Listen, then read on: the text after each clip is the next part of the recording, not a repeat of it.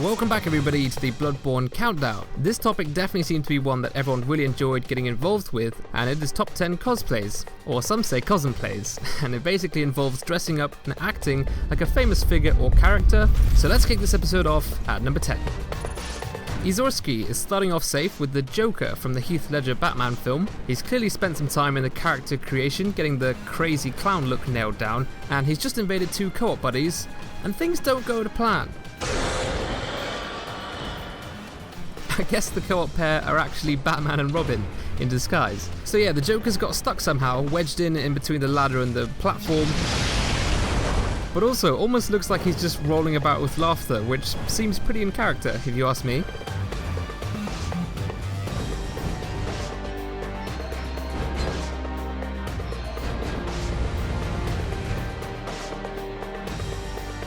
That was a really funny invasion, but they do eventually kill him in the end somehow, not actually sure how. But better luck next time, Joker.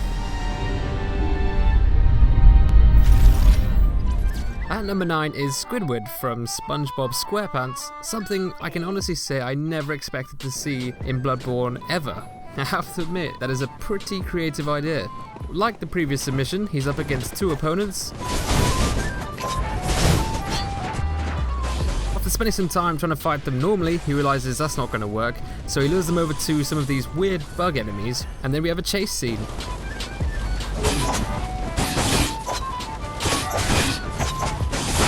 At one point you can see the host gets hit by a grab attack, and soon after that he actually ends up disconnecting, sending them all back to their worlds, rage quitting against Squidward.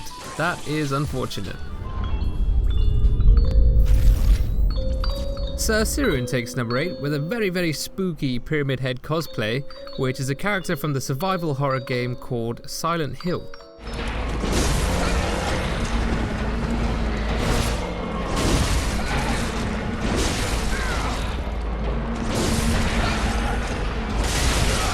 That was absolutely brutal and very spooks. You just can't go wrong with a plunge attack finish.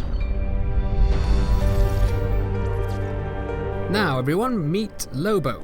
Lobo is a comic book character from DC Comics, and to imitate him he spent some time giving him very white skin, long hair and a goatee, as well as very dark eyeshadows, which he did by carefully positioning circular tattoos over his eyes in the character creation. Now in the comics, Lobo uses laser guns and a big hook as a weapon, so here in Bloodborne he swapped those for a cannon and the stake driver. To get across Lobos' strength and cockiness, he uses the lead elixir item to shrug off the enemy's attacks, and then he just blasts them all in the face with either a cannonball or the special stake driver attack.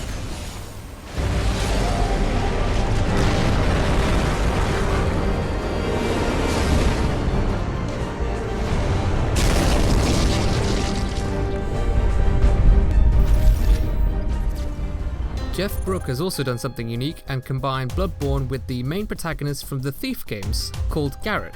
He's going to purely use Simon's Bowblade and delayed Molotov cocktails.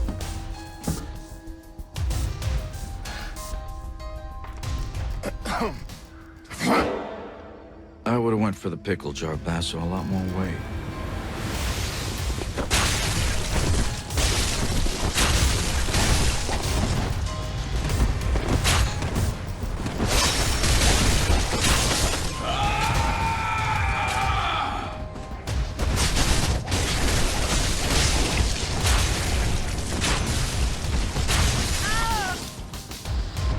I don't know if you noticed during that fight, but the way he killed the summon was awesome. He stuck a Molotov cocktail in the ground, dashed over it, did a 180 headshot, at the same time the cocktail exploded.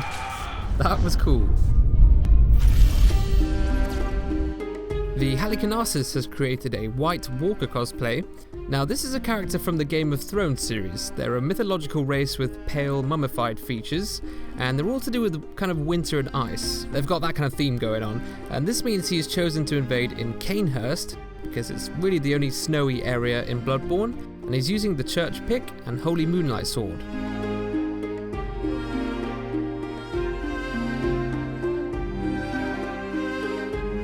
I think the Moonlight Sword was actually a pretty good choice. It fits with the pale colour theme for sure, so good job with the cosplay.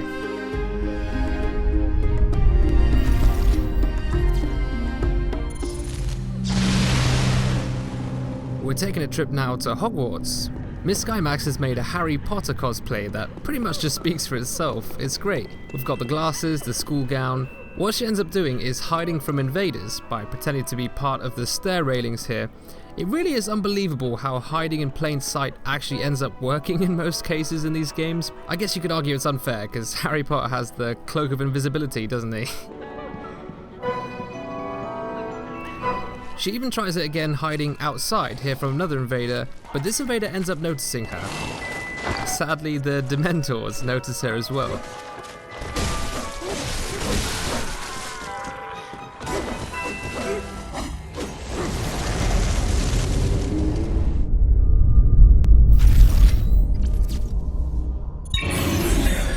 This next entry is from KRAZY, and this is an Assassin's Creed cosplay with some awesome attention to detail. As you can see, we have the opening sequence in the Animus. This is essentially how the loading screens were in Assassin's Creed.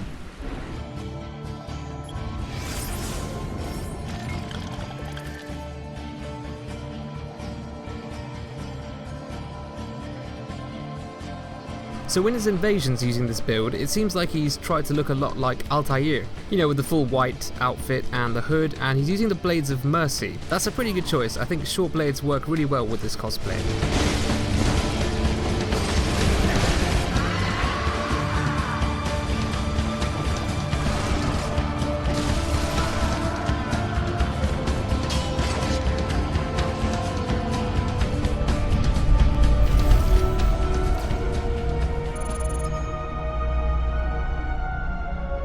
Next up, CROSSBREED PRISCILLA has made, believe it or not, CROSSBREED PRISCILLA.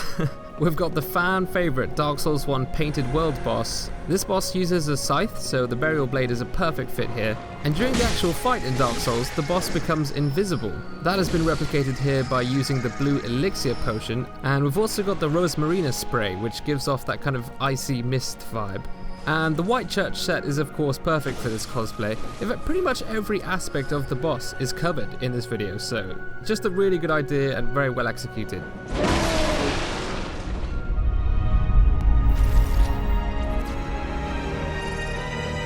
And at number 1 we have SANADSK, who has gone one step further and remade the marvellous Chester NPC from Dark Souls 1. This is actually genius because he's created a whole interlinked story between Souls and Bloodborne, all centered around this merchant from the Royal Woods. I no longer dream, but I was once a hunter too. There's nothing more horrific than a hunt.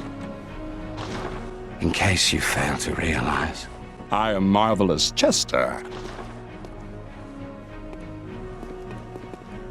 I'll be seeing you if you survive your travels.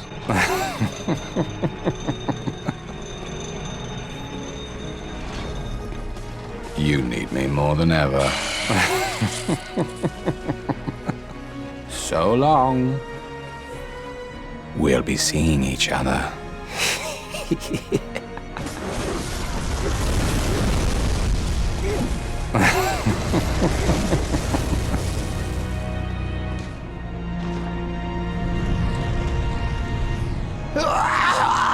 You win, please. Oh, please. Have mercy.